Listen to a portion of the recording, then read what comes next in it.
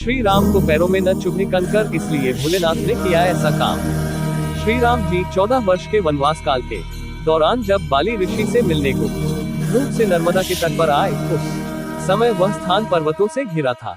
रास्ते में भगवान शंकर भी उनसे मिलने को आतुर थे, लेकिन भगवान और भक्त के बीच वे नहीं आ रहे थे। भगवान राम के पैरों को कंकर न छुए, इसके लिए शंकर जी ने छोटे छोटे कंकरों को गोलाकार कर दिया, इसीलिए कंकर कंकर में शंकर बोला जाता है। जब प्रभु श्री राम रेवा तट पर पहुँचे तो गुफा से नर्मदा का जल बह रहा था। राम यहीं रुके और बालू एकत्र कर शिवलिंग बनाया और 1 माह तक उसका नर्मदा के जल से अभिषेक करते रहे। आखिरी दिन लिंग के स्थान पर शंकर जी स्वयं विराजित हो गए और भगवान राम शंकर का मिलन हुआ। रामचरितमानस में कई ऐसे दृष्टांत हैं जिनमें दोनों प्रभु एक दूसरे की आराधना करते दिखते हैं। प्रभु राम जिस समय लंका पर चढ़ाई की तैयारी कर रहे थे और समुद्र पर सेतु का काम चल रहा था, उस समय भी प्रभु राम के मन में भोलेनाथ की भक्ति हिलोरे मारने लगी।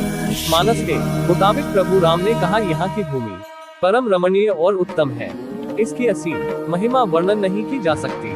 मैं यहाँ शिव जी की स्थापना करूँगा। मेरे हृदय में यह महान संकल्प है, परम रम्य उत्तम ये धर्मी महिमा अमित जाय नहीं बरनी, करे हूँ यहाँ शंभु स्थापना, मोरे हृदय परम कल्पना। इसके बाद ही राम ने यहाँ शिवलिंग की स्थापना की, जिसका नाम रामेश्वरम हुआ। श्री राम ने रामेश्वरम नाम की व्याख्या करते हुए कहा कि जो राम के ईश्वर है वही रामेश्वर यानी शिव है। वहीं दूसरी ओर शिव जी ने रामेश्वरम नाम की व्याख्या करते हुए कहा कि राम जिनके ईश्वर वह रामेश्वर। जब दोनों ही भगवान एक दूसरे को अपना स्वामी मानते हैं तो फिर एक ही पूजा से दूसरे का प्रसन्न होना स्वाभाविक है। भगवान शिव केवल अपने आराध्य राम की सेवा की खातिर ही हनुमान जी के रूप में अवतरित हुए और साबित कर दिया कि तीनों लोक में उनसे बड़ा राम भक्त दूसरा नहीं है। इसीलिए सावन में यदि भोलेनाथ की प्रसन्नता प्राप्त करनी है तो उनके साथ प्रभु राम यानी उनके आराध्य को किसी न किसी रूप में जोड़ दीजिए। भगवान महेश्वर अवश्य प्रसन्न होंगे।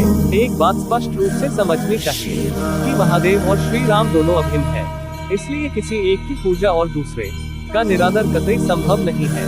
यदि कोई श्री राम का द्रोही है लेकिन शिव उपासक है, या फिर राम उपासक है किंतु शिव द्रोही है, ऐसे व्यक्ति को उपासना का फल तो दूर नरक में जाने की बात कही गई है। शंकर प्रिय